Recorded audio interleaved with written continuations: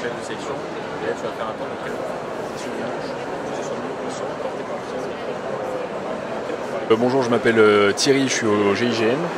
Donc là, je vais vous présenter l'exosquelette qu'on cherche à développer. Donc actuellement, il y a deux systèmes. Là, on voit l'exosquelette qui part des pattes d'épaule, donc qui va soutenir le gilet. C'est avant tout un report de charge, c'est-à-dire que tout le poids qui est mis sur les pattes d'épaule va être répercuté sur la colonne vertébrale, puis sur les hanches, les parties de l'exosquelette des hanches, puis sur les parties des jambes de l'exosquelette. Et enfin, là on ne le voit pas, mais ça va se mettre à l'intérieur de la chaussure, sous le pied. C'est-à-dire que tout le poids qui part de ces pattes d'épaule va reposer en fait sur le sol. Et donc c'est l'un des grands avantages de cet exosquelette qui est passif, sans batterie, c'est d'avoir une sauvegarde du poids à 80%. Donc à 80% on ne sent pas le poids qui est mis sur les épaules.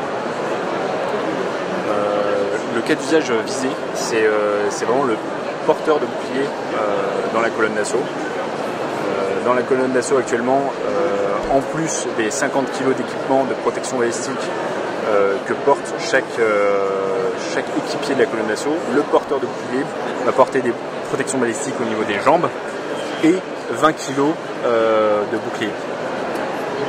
Donc voilà, donc cet exosquelette vise ce cas d'usage précis, c'est-à-dire ce porteur de bouclier qui va porter des éléments en plus par rapport aux autres équipiers. Et la colonne d'assaut elle est composée donc, de différents équipiers qui ont différentes fonctions. Et l'un des facteurs clés, c'est l'équipier qui est devant, porteur de bouclier. Cette colonne d'assaut, avant une intervention, elle peut patienter en attente de négociation, d'éléments, de réponse de l'adversaire, de renseignements et autres. Et cette colonne d'assaut en fait, peut patienter des heures. Ces situations-là, elles vont être rencontrées chaque semaine. Et donc, au cours d'une carrière d'un équipier, ça peut avoir un impact, ces phases d'attente avec tout cet équipement sur le dos. Voilà. Et en particulier pour ce porteur de bouclier. Donc l'objectif, en fait, visé, c'est vraiment de soulager et de permettre de mieux porter et plus longtemps, sur le long terme, cet équipement qui est indispensable. Aujourd'hui, c'est pas une option d'enlever les plaques balistiques, c'est pas une option d'enlever les boucliers avant de rentrer dans une pièce où il y a des adversaires armés avec potentiellement des otages et des vies en jeu, celle en face et celle de la colonne. Entièrement pour le porteur de bouclier, c'est 50 kg d'équipement plus 20 kg de bouclier. L'exosquelette à lui seul ne pèse que 10 kg.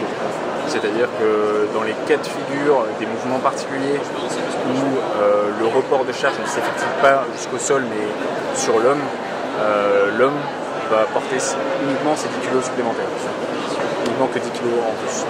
Plus l'armement. Plus l'armement. Plus l'armement. Et le casque? Et le casque de mémoire c'est 5 kg par là. Aux alentours de 5 kg.